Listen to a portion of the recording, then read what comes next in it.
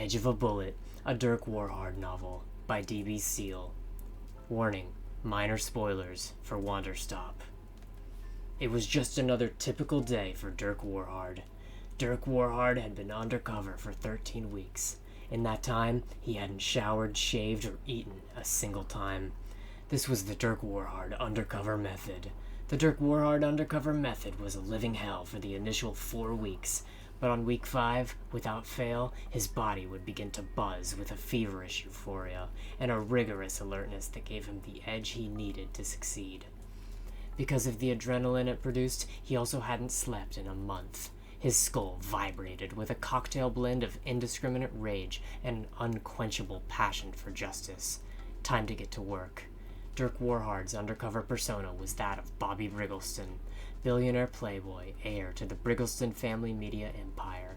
In fact, Dirk Warhard was himself a billionaire playboy, much wealthier than his undercover persona, but he'd play any role if it meant getting the job done. A wealthy local socialite was hosting a charity gala in her mansion home, which Dirk Warhard had been instructed to infiltrate. His limousine pulled into the mansion driveway around midday. As he stepped out of the limo, the sun shone brightly into his eyes. Dirk Warhard hated the sun more than he hated anything in the world. He had been told many times to stop looking directly into the sun, but to turn his back on an enemy was cowardice he could never forgive. Pulsing with rage from the Dirk Warhard undercover method, Dirk Warhard pulled a pistol from his tuxedo jacket and fired 10 rounds directly into the heart of the sun. Case closed. He holstered the pistol and stepped into the party. Shortly after entering, he was met by the host, Samantha Keylight. She was his target, a known perpetrator of underground organized crime, and the person from whom he was to extract sensitive information. "Howdy," he said to her. "My name is Bobby Briggleston." But his name was not Bobby Briggleston. That was only his undercover alias. His name was Dirk Warhard. Dirk Warhard thought to himself, "I'm Dirk Warhard," and then continued the conversation. "Mr. Briggleston, it is the pleasure of pleasures to finally meet you," exclaimed Samantha Keylight. "I've heard so much about you from our mutual friend." The mutual friend she spoke of was Dirk Warhard's handler, who briefed him on every mission. Dirk Warhard did not know this man's name, because Dirk Warhard disliked learning names. The only name he knew for certain was Dirk Warhard, and even that one was written on a card in his wallet for emergencies. A man in a servant's outfit approached them with a tray of shrimp cocktails. Hors d'oeuvres? The sight of the food thrilled and angered Dirk Warhard. Hunger raged in his stomach, but he couldn't risk the mission. He stepped very close to the man holding the tray and subtly pressed his pistol into the man's sternum.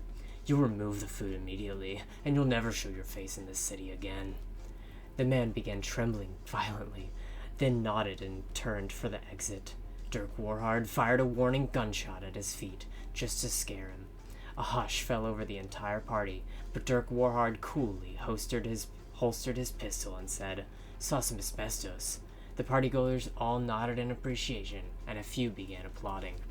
"Now then," declared Samantha Keylight, "may I show you around my home?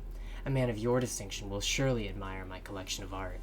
"That's right," replied Dirk Warhard. "I am a man." And he was. The two of them stepped into an adjacent room, which was empty but for the paintings hung on every wall.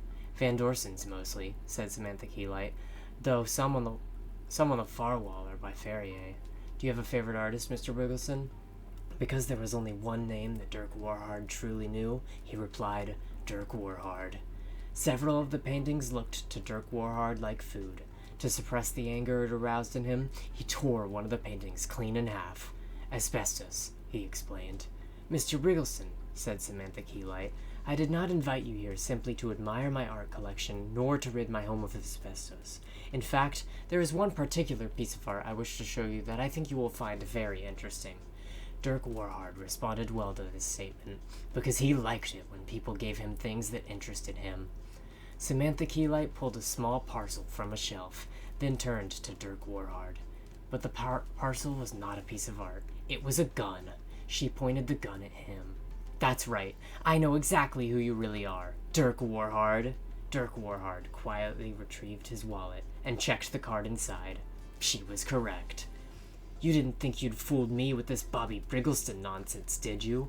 I'd know your scummy face anywhere. Samantha Keylight fixed the gun onto his temple. Tell me who sent you, or the next piece to hang on my wall will be your brains.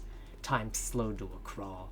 Dirk Warhard played through every possible outcome of the situation in his head, tactically assessing thousands of different strategic maneuvers. His mind raced with the efficiency of a cheetah nailed to a missile. And after a mere half second, which to Dirk Warhard felt like hours, the only strategy with even a glimmer of hope was clear to him.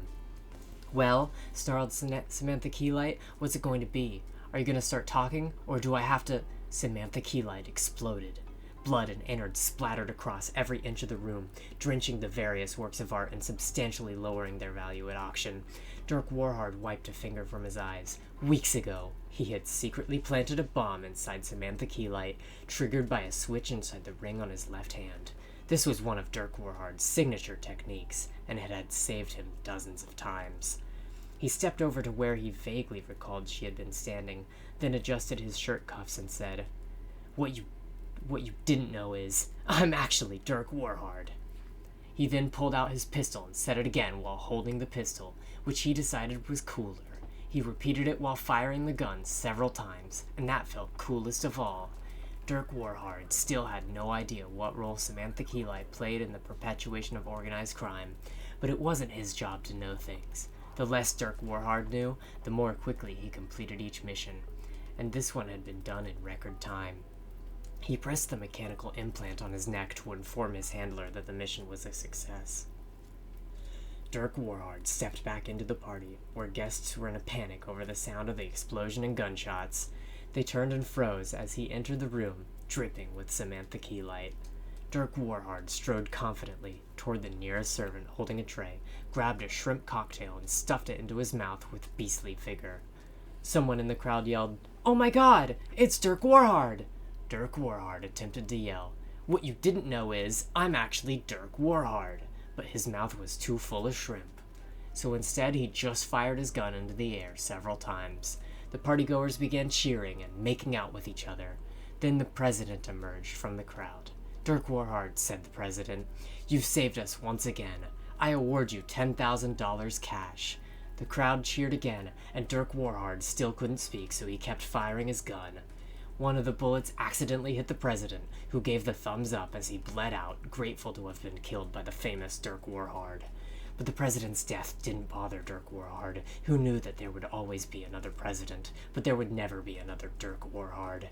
He stuffed another shrimp into his mouth, and then crowd surfed his way back to the limo as he yelled his famous catchphrase, "Nobody survives Dirk Warhard."